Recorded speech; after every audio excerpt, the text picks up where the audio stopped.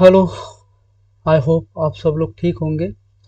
मेरी ये चौथी या पांचवी क्लास है जिसमें मैं अकाउंटिंग कॉन्सेप्ट को क्लियर कर रहा हूँ, जिसमें मैंने बिजनेस एंटिटी कॉन्सेप्ट को कवर किया है।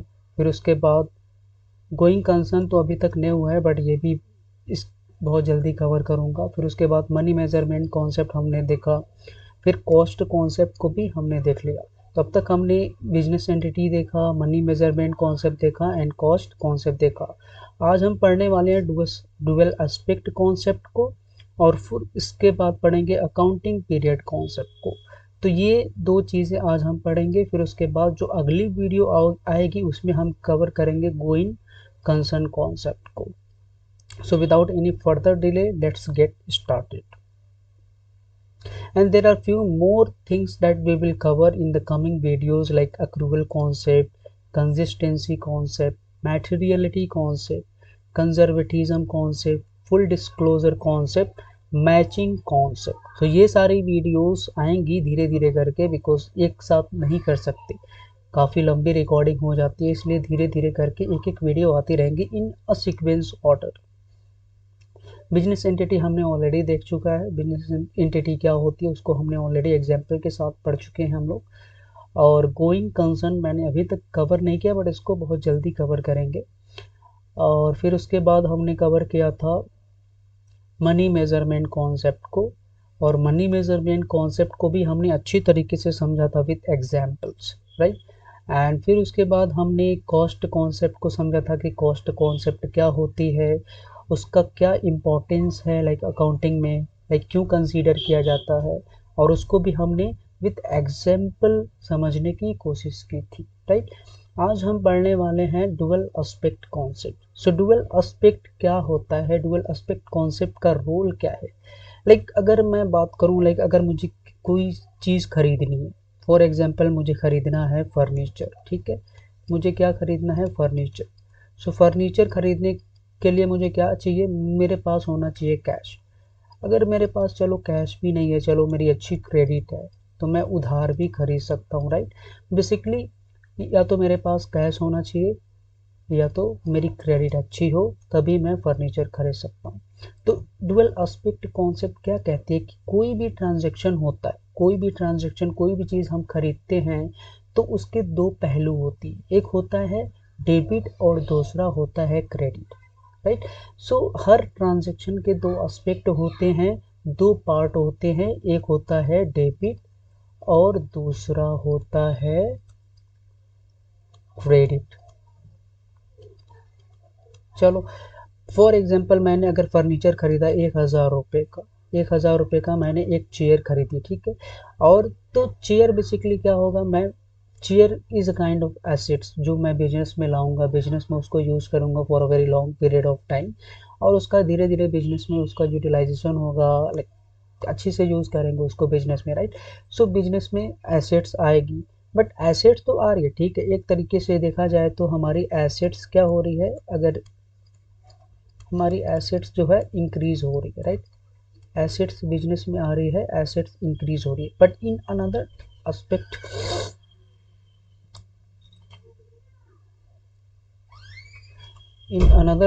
अगर देखा जाए तो हमारा कैश जो है, cash also is an assets, वो डिक्रीज हो रहा है।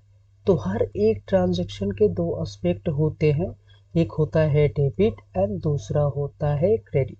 सो इसकी जनरल एंट्री क्या होगी, लाइक अगर मैंने फर्नीचर कैश दे के खरीदा है, तो कैश दे के खरीदा है तो whatever, like there are three different formulas of it, like personal account, real account and the nominal account.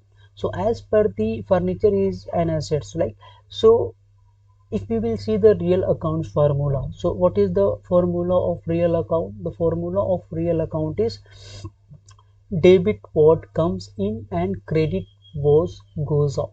So whatever is coming into the business we will just make it debit. So क्या आ रहा है business में, furniture. So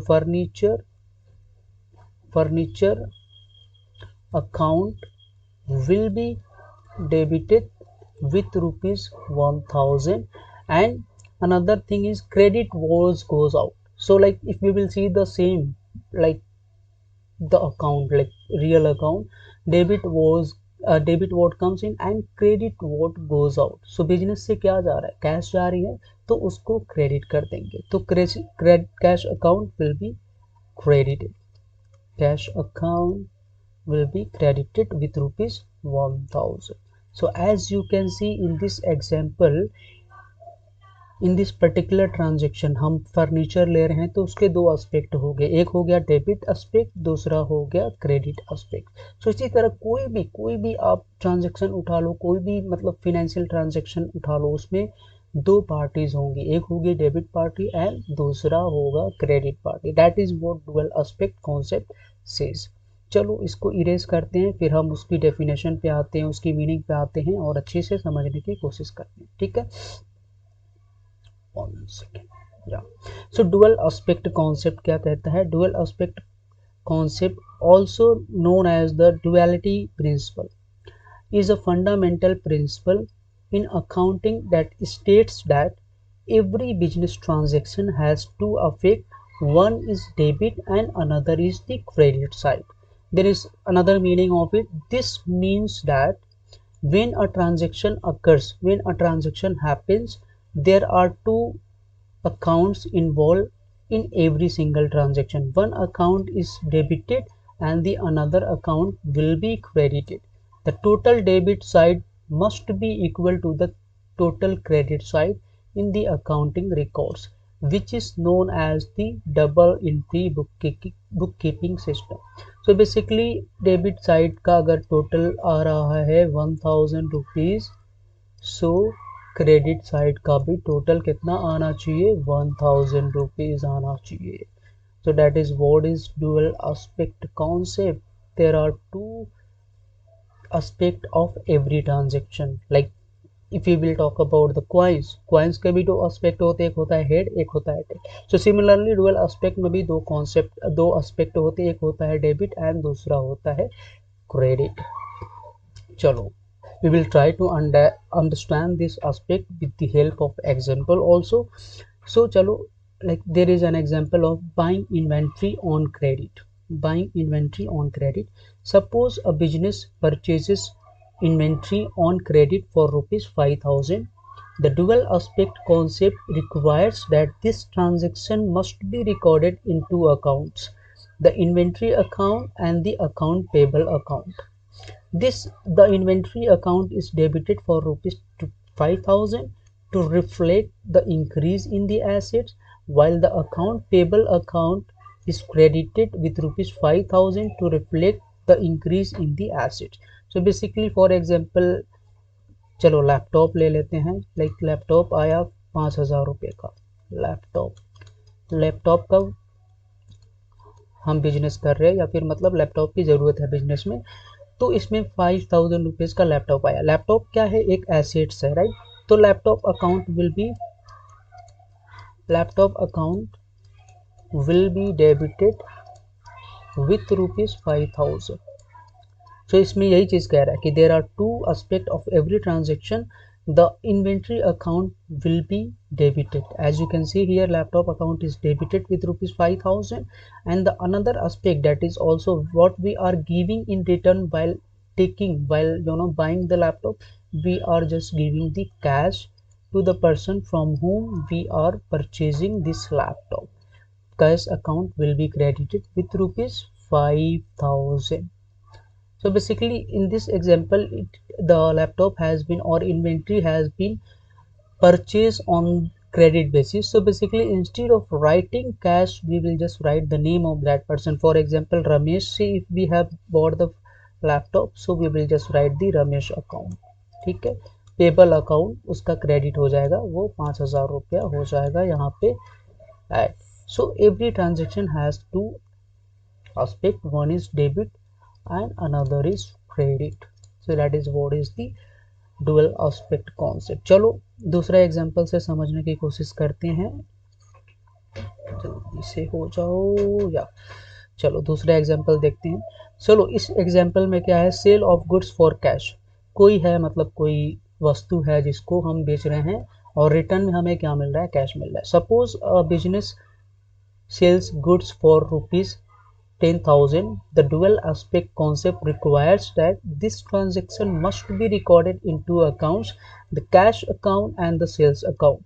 The cash account will be debited for rupees 10,000 to reflect increase in the asset, while the sales account is credited for rupees 10,000 to reflect the increase in the revenue, right?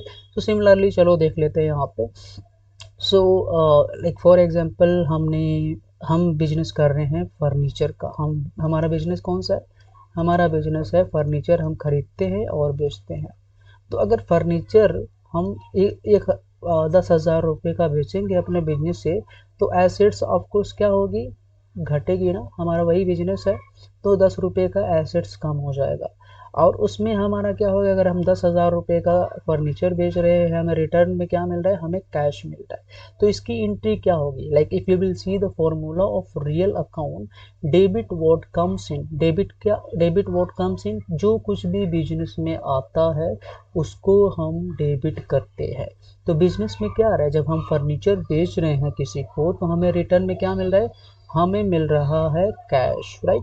तो cash account will be debited as per the formula of real account. Cash account will be debited with rupees how much? 10,000 है ना, 10,000. And what is going out of the business? Business से क्या जा रहा है? Business से भी तो एसेट्स कम हो रही है. लाइक फर्नीचर, अगर हमारे पास 1 लाख का फर्नीचर है, एक स्टॉक पड़ा हुआ है जिसमें से हम 10,000 का बेच रहे हैं, तो हमारे पास अब कितना बच जाएगा? हमारे पास 90,000 का अभी भी स्टॉक बचा रहेगा. ठीक है, तो हमारे एसेट्स बेसिकली कम हो रही है. तो इसमें भी रियल अकाउंट का फॉर्मूला अगर अप्लाई करेंगे, तो रियल अकाउंट का फॉर्मूला क्या है? Debit what comes in and credit what goes out. Credit what goes out. So हमारे बिजनेस से क्या जा रहा है? क्या जा रहा है? फर्नीचर जा रहा है. ठीक है, तो हम फर्नीचर अकाउंट को क्रेडिट कर देंगे. So instead of writing furniture, हम उसकी जगह क्या लिखते हैं? हम बेसिकली सेल्स लिखते हैं, क्योंकि हमारा धंधा किस चीज़ का है? हमारा धंधा है फर्नीचर का. सो हम बार बार फर्नीचर लिखने की बजाय, अगर हम बार बार फर्नीचर बोलेंगे मतलब बेचेंगे, तो उसकी जगह मतलब बार बार फर्नीचर लिखने की बजाय हम क्या लिखते हैं वहाँ पे? हम लिखते हैं to sales account. Sales account. ठीक है. सिमिलरली अगर हम फर्नीचर बार बार खरीद रहे हैं, तो वहाँ पे बार बार फर्नीचर को डेबिट करने की बजाय हम उसकी जगह लिखेंगे परचेज अकाउंट. सो यही चीज़ है. टू सेल्स अकाउंट 10,000 रुपीज़ हो जाएगा. So in this transaction also you can see that there are two aspect of it. One is like, एक तरफ से तो एसेट्स जो है घट रही है, दूसरी तरफ से कैश बिजनेस में आ रहा है तो एसेट्स बढ़ रही है. आई होप इससे क्लियर हो गया होगा. अगर नहीं भी क्लियर है तो एक और एग्जाम्पल बचा हुआ है, उससे समझने की कोशिश करेंगे इसको. चलो ये आ जाओ. This is the last example in the dual aspect concept. इसमें क्या है? Payment of rent expenses. Like हम अगर कोई बिजनेस कर रहे हैं तो ऑफकोर्स रेंट हमें, अगर हमने मेरी खुद की बिल्डिंग नहीं है तो हमें रेंट देना पड़ेगा, right? Suppose a business page rent expense of rupees 1,000. The dual aspect concept requires that this transaction must be recorded in two accounts, the rent expense account and the cash account. The rent expense is debited for rupees 1,000 to reflect the decrease in the assets, while the cash account is credited for rupees 1,000 to reflect the decrease in the assets. So in this account, like there are, as I told you, there are three different account. One is personal account. वो हम बाद में पढ़ेंगे कि कौन कौन से expenses होंगे, कौन कौन सी चीज़ें पर्सनल अकाउंट में जाएंगी, कौन सी चीज़ें रियल अकाउंट में जाएंगी, कौन सी चीज़ें नॉमिनल अकाउंट में जाएंगी. वो सारी चीज़ें हम बाद में अच्छी से डिटेल में पढ़ेंगे. तो basically rent is a kind of revenue kind of expenses जो बार बार होता रहेगा. एक रेंट का ऐसा एक्सपेंस है जो इस महीने भी दिया है, अगले महीने भी देंगे, नेक्स्ट महीने भी देंगे, मतलब सालों साल देते रहेंगे.